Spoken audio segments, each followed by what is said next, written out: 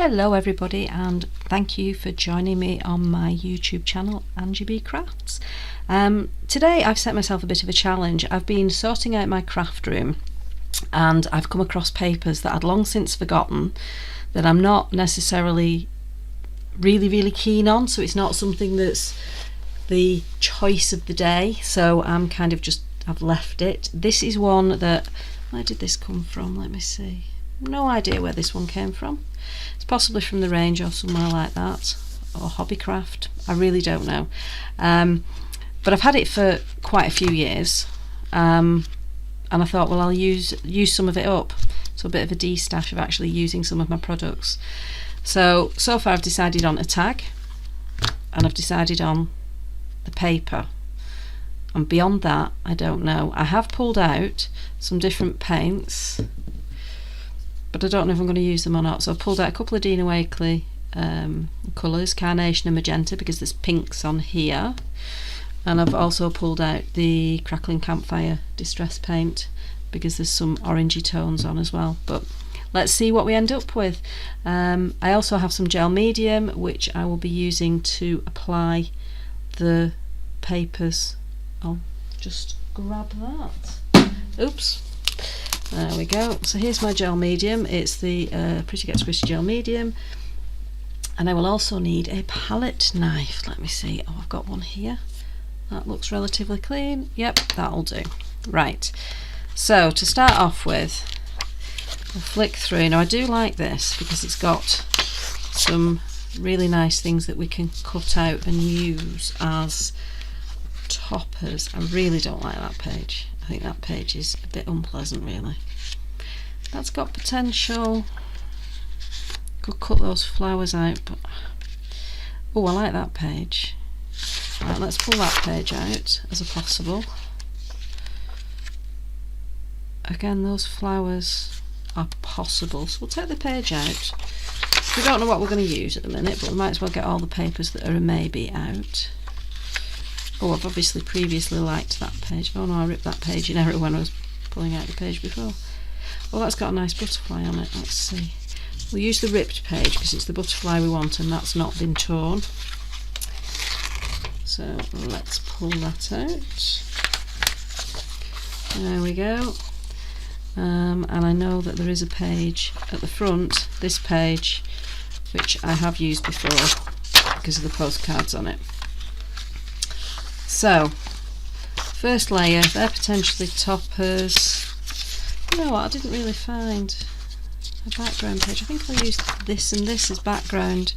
Okay, I know I want to chop that. I don't know what I'm doing with those yet. I'll pop them to one side. Let's see what we do with this.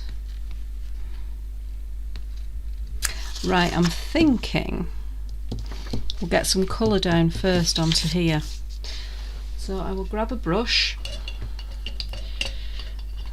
I've got a paintbrush here. I'll grab my raggy because it's currently in a pot of water and pull it across. There we go. Right, I'm using a thicker brush because I want to get a good layer of paint on, and I'm thinking I quite like this pink, so I'm just going to go for it with some pink paint on. Get a little bit of coverage. We don't need it all over, but we'll take it off there. We're just wanting to get a bit of colour and take the starkness off that card. And I have to regularly remind myself it's okay to have white on your project, because I'm not a great one for using white space as an open thing. I'm just going to sort these water jars. There we go. There we are. Give that one a clean off again, and then let's pop the paler pink on top, or to one side probably actually, but just use less of it. Just have a little dribble of it there. We'll see where that ends up.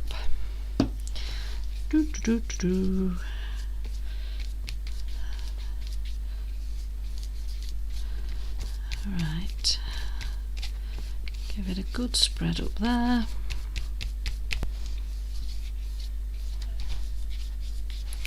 Right, so we've now got some colour.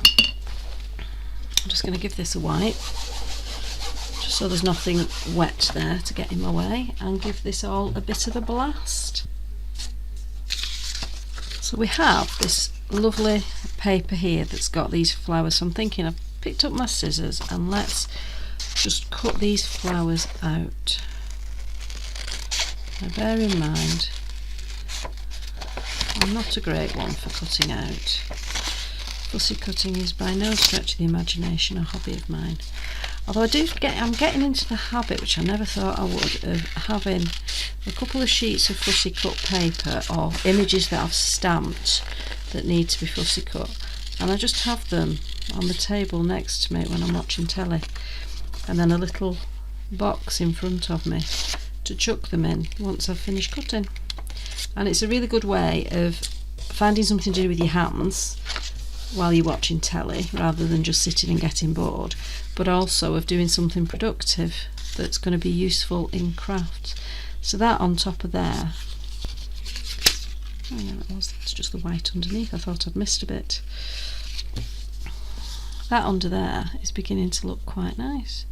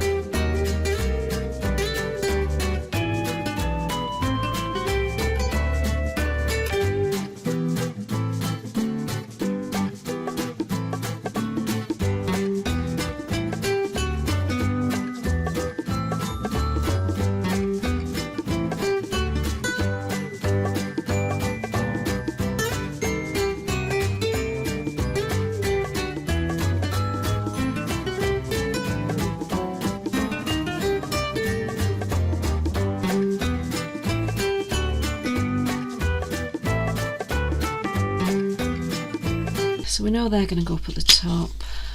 This can go here, this can go on the top of here to add a little bit of interest. I really want to be able to see some of the postcard word of that one, so I may just twist them like that. Have that at the top. Oh, I'm beginning to like this. I might even cut one of these flowers away. What about if we cut this big one away?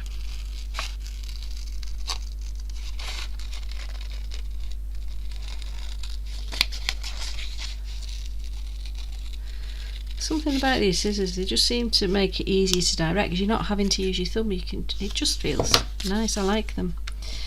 So we can have this one still on this side. This is where I hope I've not cut too much away. I don't think I have, because we can just cover it with the clock. Something like this. And this one can maybe come in at the bottom. Yeah, if we cut that off there, we're still going to get a lot of that nice there, and we can still have the little bits up at the top, so we're not covering all of that bright pink. I'm liking it. Oops.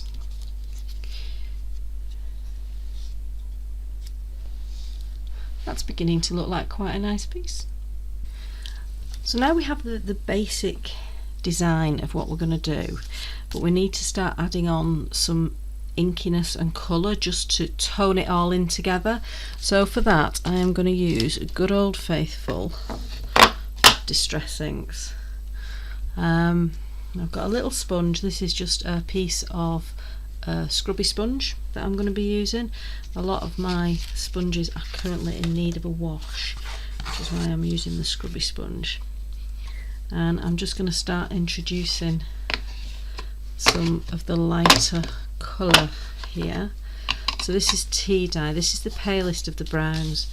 The browns were the first colours that Tim Holtz came up with in the Distress range. If you haven't discovered the Distress inks, they are, I will read you off the bottom of the box what it says about them. It tells you that they can be used to distress by adding onto the paper, spray it with water and let it dry. So they're a dye-based product, water-based product, even water reactive. They have got dye in them, and they're unique in the way that they work. The original ones that were brought out were these colours of the browns, and it was because Tim Holtz is very much into his grunge, and it was designed as a type of ink that does something a bit special. And the special thing it does is when you react it with water, it starts to look a little bit distressed and a little bit aged, hence the name Distress Inks. And you'll see that in a moment. I'm going to add some water in and you will see what I mean. So I'm just putting the brown over. We've got browns and pinks going on in everything else, so it's okay to then have them going on the base of the card, and it's just grunging it up a little bit, which is a style that I like. I like things to not look too perfect and too clean. So I added the paler colour. I'm now going in with a slightly darker one, but I'm not going all over with that. I'm just going over certain areas of the tag. And then we're going to, so the second colour that I used was Vintage Photo, and then the darkest of the three browns that I use is Walnut Stain. So the Walnut Stain again is darker, so I just tend to do smaller areas of it. I'm just realising my lamp may have moved. Oops. I'll just bring that in a little bit more so you can see the colour. That's clearer. So you can see the colours. Just, it's starting to look a little bit darker in areas. Now where I've put the Distress over the top of the acrylic paint, we're not going to get a really big reaction because the paint is the underlying colour, so I've not worried too much about that. I'm moving the bits off to the side because I'm now going to use just a spray bottle, and I'm just going to pop a little bit of water on there. So you can see straight away it kind of starts to push the ink out of the way, and you can get runs on it, which is really nice to get that nice aged feel. But if you then get a raggy or a piece of kitchen towel and you start to lift the colour, you start to get this fabulous patchiness, which really makes things look aged, and that's the bit that I love.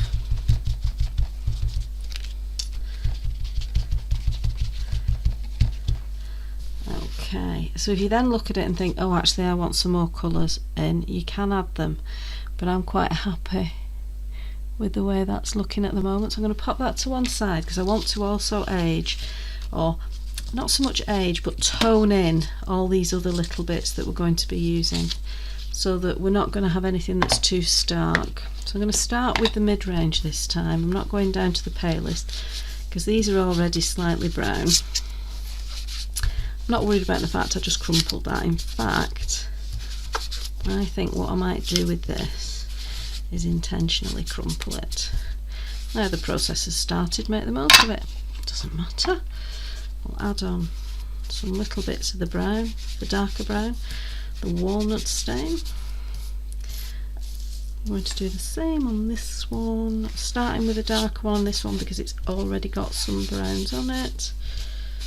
Just adding a little bit more, and the reason that I'm adding ink even though it's already brown, there's two reasons. One is that the core of this paper is white, so if I didn't colour the edges I'd have a stark white edge, which you can see a little bit there coming along here. There's a bit of starkness, so I'm just going to make sure I do go along each of the edges and just remove that starkness. But also when I do this next bit, it's going to make sure that there's a reaction to be seen. So for the next bit, what I'm going to do, I'm going to start off, pick this up and scrunch it up. Now the first time I ever did this, I was a little bit worried It's like, you can't scrunch up paper, that's ridiculous. And then just spray little bits of water on top. And I'm going to unfold it a little. I'm going to spray it again. Spray a little bit more, so you can see we're starting to get some tears, which is what we want. This is how you're going to make it look aged. Now if you want to, what you can do, which I might just do now I've started this process, why not go the whole way? So we've done that, we've added some water. You can see that the ink is starting to move about a bit, so you can scrunch it up, just give it a bit of a mop. But I'm also thinking I have some fabulous Seth Apter inks. I'm just trying to find the right one. Oh, I don't want licorice. It's going to be the very last one. There it is. So this is coffee. This is a Seth Apter dye spray ink, and I'm just going to put, literally, that's it, one little blob, and then I'm just going to dunk that in it. I've dunked in mainly from behind, because then as I fold it in, it's going to start soaking through. Okay, so now we're starting to get a really aged look. The paper's starting to fall apart a little bit, which is kind of what we want. We want it to look like it's worn. So how old does that look now? It's fabuloso. I'm being a bit more delicate with this one because I'm aware it's ripped in the middle, but it's fine. I'm not worried about the fact it's ripped. Old papers can be torn. Then we're going to get the heat gun, and we're just going to heat it up a little bit to dry these off so we can use them. So now we have a couple of aged postcards. They look like they've been through the mill, they've been in someone's back pocket, maybe been through the odd war or two, and that's kind of what I was looking for. I'm going to pop those to one side now. Let's have a look at the clock. Now what you could choose to do if you wanted to is cut this centre bit out. I'm not a fan of cutting. I don't want to faff with that, so I'm not going to. I'm just going to leave it. If you want to cut something out like that, then go ahead. I don't want to. I'm not that bothered by it. And again, it's personal preference, so someone else may come along and go, actually that really bothers me, that looks like it shouldn't be there. But for me, it's absolutely fine. And it is purely to do with the fact that I'm not a fan of cutting out things that are difficult. Not a fan of cutting out at all, really, but if it's going to be awkward to do and it's not essential, why stress yourself to do it? Now I'm going to use some other mediums on this, because obviously a clock would have other materials on it. It would have like metal bits on it and things like that. So we will use some of that, but I want to age it up first. So with this, I'm just going to squirt with a bit of water,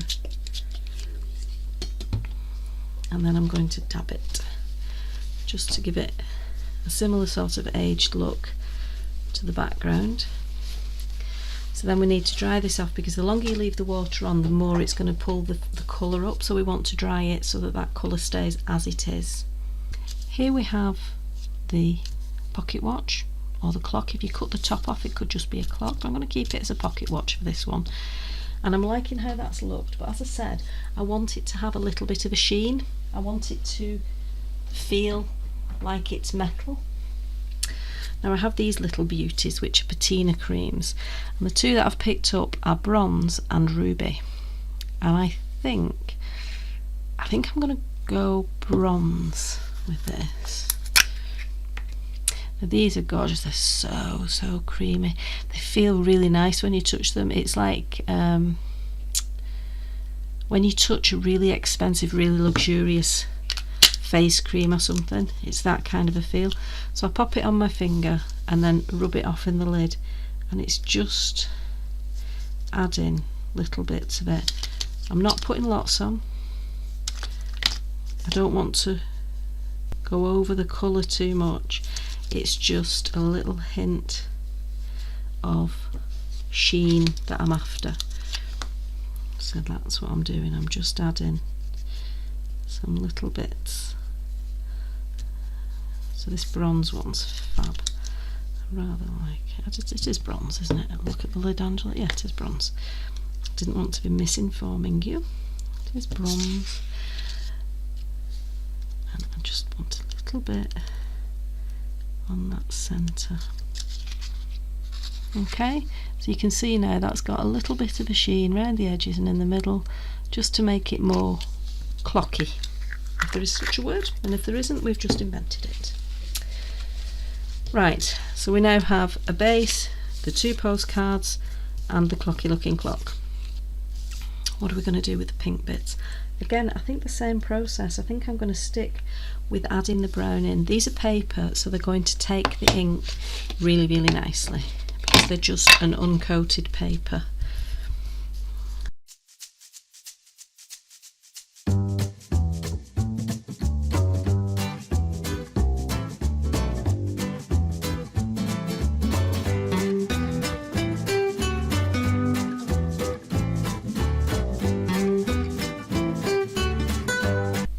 So we're getting a little bit of curl on here, purely because we've put liquid on top of card, so it makes it curl, because then as it dries it just makes it curl. So I'm just going to give it a bit of a bend, just a gentle roll, just to try and get it a bit flatter for us to then stick things on.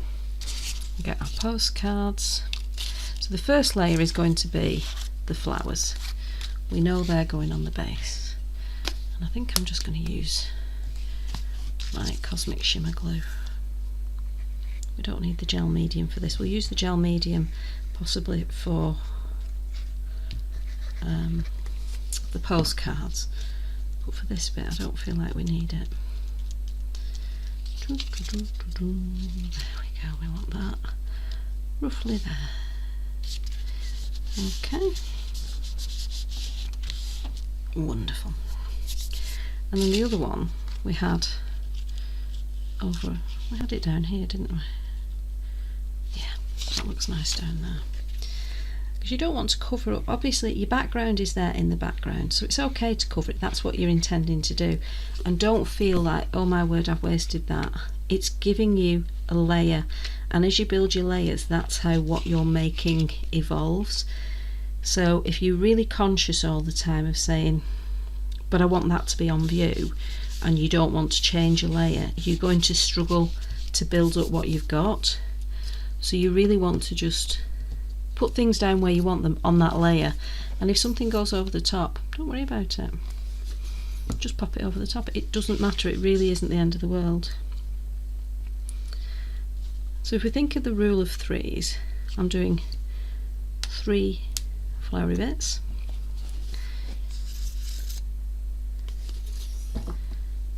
So 3 areas have got flowers on, and the reason that the rule of threes works is because the eye doesn't have to make a decision, it looks at the whole composition. If you only put 2, the eye has to decide which 2 things it's going to look at. So that's why we talk about the rule of threes. So I'm going to go for the rule of threes on here as well. I want the blue to show, I want that to show, and we want that somewhere in the middle. So we will pop on the first postcard. My gel medium's running very low. I'll have to get some more ordered. I like this one, it's the Pretty Gets Gritty one. You'll see me use it a few times, probably with most projects. What I like about using gel medium is it doesn't have as immediate a stick. Now when you're doing it on paper, it can still stick quick enough for it to be troublesome for you to take it off. But if you have a thick layer, if you put it on as a glue, as a thin layer of glue, it may well tear if you try and take it off. If you have a thicker layer, so I'm putting quite a thick layer on, it's not going to have that same effect. It's going to mean that if I want to now, I can take this off and it's not going to be damaged. So just bear that in mind, it is useful for that. I think I want that at a bit of a jaunty angle. In fact, I might, instead of using gel medium, use some foam pads. Now, the advantage of foam pads is that you can place them wherever you want them to be. So we know we want them down this side and down this side as well as in the middle.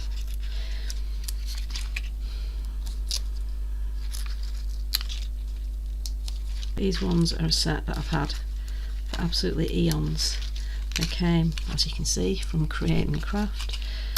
But even though these are the small ones, they're not the titchy tiny ones. There's some that I got way back when I started crafting, and they were so tiny you couldn't actually use them because they were so tiny. I still have them.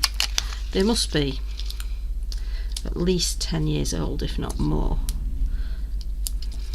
Well, they will be more, won't they? 10 years is just since I got crafting more seriously, going back to the very beginning. I do have some larger ones of these as well, but I just don't have them out of my stockpile at the moment, so I need to do that, so I don't have to use the little ones and spend time doing this.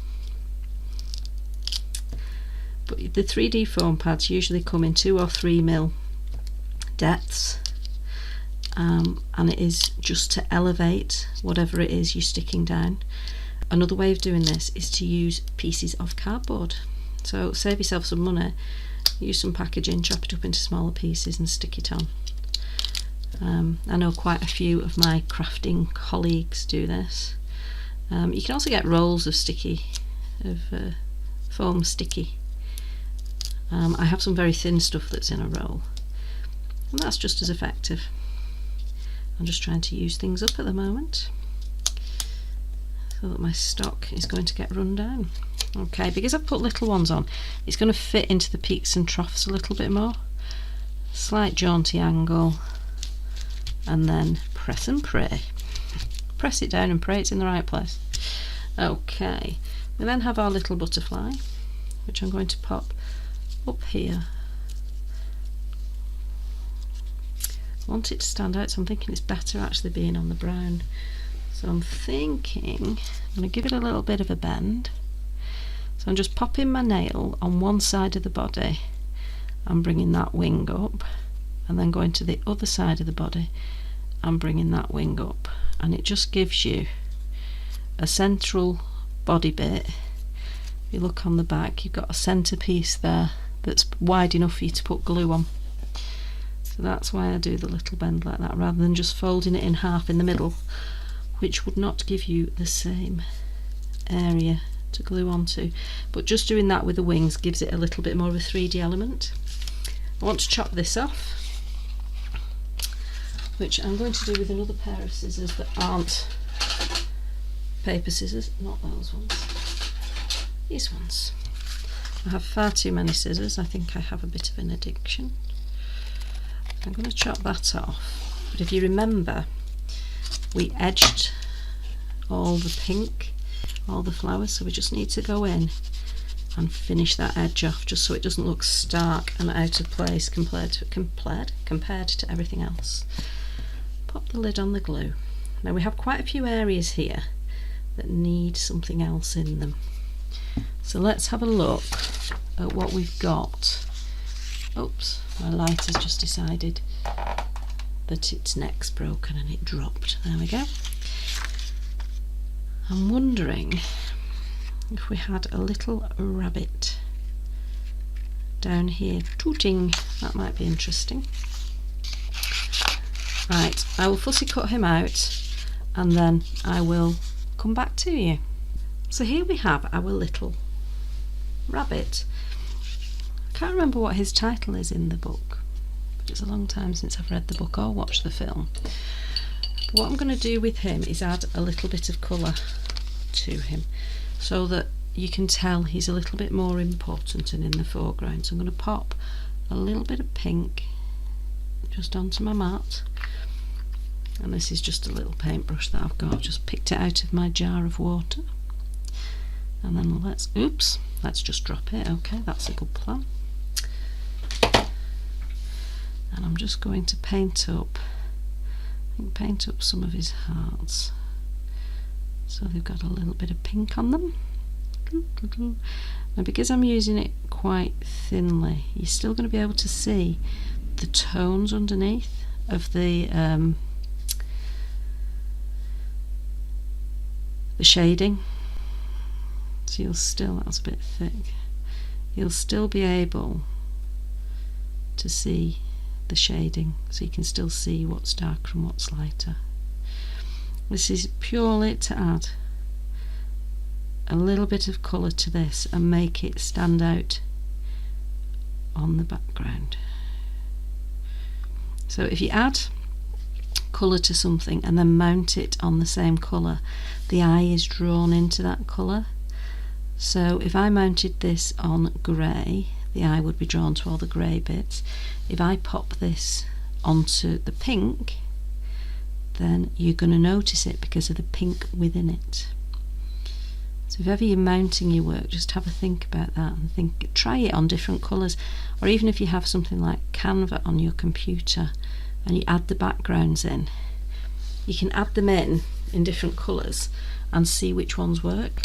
Now I quite like a little bit of the pale pink. Oh, that just shot out a little bit, that's all we need.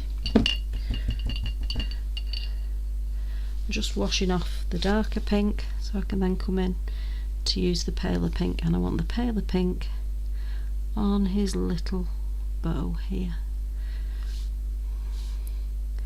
So I'm not overly worried about this. It's not a Van Gogh, it is just adding a hint of colour to what would otherwise be quite a stark little image. So if we now pop him on, you notice him. I do want to go around the edges with a little bit of the brown, just so as it does tone in and doesn't look like we've just decided to plonk him on, even though that is effectively what we've done. So you'll see you could have come down here with the scissors, but because I'm not a cutter-outerer, I didn't. And again, I'm breaking all the rules when it comes to edging here, because the idea is you go on, off your card and onto it. But because this is paper and it's quite fine, if I start going off, I'm going to end up folding a lot of it, and I don't want to do that so much. So we'll not do it. We'll do what works for us. Now where do I want him? Quite like him there. I don't want him on that side. I think I like him there. Again, I think he's going to need the foam pads. Aha! I found some bigger foam pads. That's how much I hate peeling the little ones off. I'll root out the bigger ones. So the advantage with this size of foam pad is if you need a smaller one, you can cut it down. Or you can just sort of happen to have smaller ones to hand as well. The choice is yours. But I do think foam pads are a good thing. I do have some 3D glue, and over the years I've bought several tubes of it. I've bought own brand off, I can't remember which company, but I've bought from a few different companies, and I have the same problem with everyone. It ends up clogging up in the tube and not getting used, so I kind of stopped using it. Right, I need to find some extra bits to add on. I want something up here, and I'm thinking a key. So I've got a few different keys in here. I don't want anything too big, but that's got a bend in it. Can I straighten it? Oh yeah.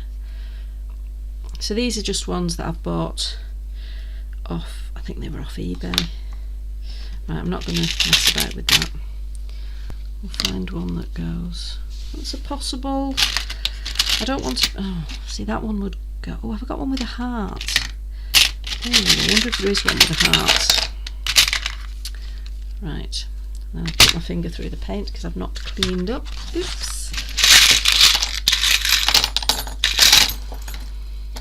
Well, there's one with a heart. So that's in keeping with the heart that's on the rabbit's outfit. So that's good. So yeah, those I can't remember to finish that sentence. Those keys were all off eBay and didn't cost very much at all. I quite like that there. Yeah, I'm going to pop him on there. Him? It's a key. It's not a him or a her, it's a thing. But we'll call it him. One thing with your gel medium, just remember that although they dry clear, the ones that dry clear tend to have a glossier finish. The ones that have got the matte finish don't dry quite as clear, they have a slight milkiness, and that's purely to do with the way in which they are processed to make them matte versus clear. They add something into the mix, and they also need time to dry when you're putting them on something like this, because that's quite a heavy piece, so I'm not going to lift that up away from it while that's on there, she says, and then knocks it. Genius. So I'm quite liking the look of that. I feel like this side maybe needs something, but what I'm going to do is get my gel pens. Now I've just acquired these, and the ones that I'm looking at are the ones that are kind of, they're all glitter ones. Is it glitter ones I got? Metallics. So the Sakura metallics, and these have literally just arrived in my possession. So we've got a pinky tone. I'll show you the different colours on a scrap. I'll show you on the back of here. So we have a kind of peachy tone, or I suppose bronzy tone. We have a pink tone. I like that pink. And we have a more mucky gold, and I'm thinking that it's between those two. I don't think that pink's the right pink, so I'm going to go, I think, with this one. And what I'm going to do with this one is just go around the edges. So let's add some interest with the pen, and I'm just going to do what I do quite often on a lot of pretty much all my pieces. I'm just going to edge it, and this is effectively adding a frame to draw the eye in to the main piece. I've just run my hand straight through all that paint that I've not yet cleared away. So I would suggest tidy up as you go along, so you don't put your hand in back in blobs of paint. But I'm a messy crafter in every sense of the word. Right, so we now have a little frame around there, but it needs a little bit more interest, and I'm quite liking it on the darker pink. So that writing doesn't say anything, in case you're wondering. It's just a scribble. It doesn't say anything in particular, but it fills in some of the gaps. I still feel like there's something missing. Do we have anything else we could add in? We have a couple of little leaves here. So we've got 3 little leaves. I'm thinking they could prove to be beneficial, so I'll pop them out. So Alice in Wonderland is a kit that's used, there's loads and loads of different companies use it, and the reason for that is because it's no longer copyrighted, because it's been around so long. So basically, because it's no longer copyrighted, you can do what you like with it without having to pay for a copyright. Whereas if you've got something that's still under copyright, you have to pay to use it in your craft. So if you buy stamps and stencils and things, stamps particularly, you'll have what's called an angel policy on them. So most stamp companies are quite happy for you to use your stamps on things that you're going to sell, but they don't want you to just stamp them out and sell the stamped image without having made something. And there's also quite often a limit as to how many things you can sell, depending on the company. A lot of companies nowadays have got an open angel policy of make and sell as much as you want, but there are some that still have quite stringent policies. So it's always worth checking if you're using stamps or if you're using products that have got characters particularly, what is the angel policy for using them in your work. And on things like the scan and cut as well, if you're using a cutting machine, check what the angel policy is before you alter the size of anything, even if it's dies. You can't just assume that you can die cut something, scan it in and then alter the size on it, because that could actually be breaching an angel policy, and it's not worth the risk. Obviously the chances of you getting caught aren't terribly high within the crafting industry, unless you're very overt in your advertising, but it's not worth it. Not worth the risk. Right, so we've cut out 3 little itty bitty thingies, technical term, and I'm thinking they need a bit of, if I do them in the darker pink I can pop them up here, can't I? Genius, actually. Let's do them in the darker pink. Now again, I'm going to bring a bit of this out here, and I'm going to get my water bottle and just squirt it, because I want it to be quite thin. So that's just watered it down. So I'm almost doing a bit of a wash. We're just hinting at the pink. We're not saying this is totally pink. We want a hint of a pink.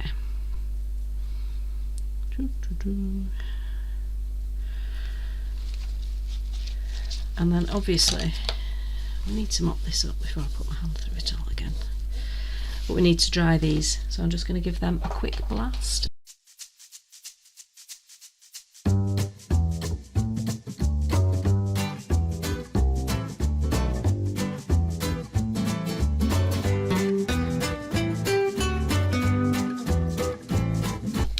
Oh, that's better, I like that now. Right, I need to add some colour onto our little butterfly, and I'm going to use the gel pens for that. I'm going to use the same colour, just adding in little bits just to make it stand out a little bit more. I think I'll just add some dots on the edges of the wings.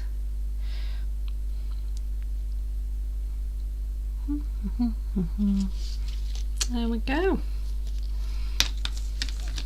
I think that's done.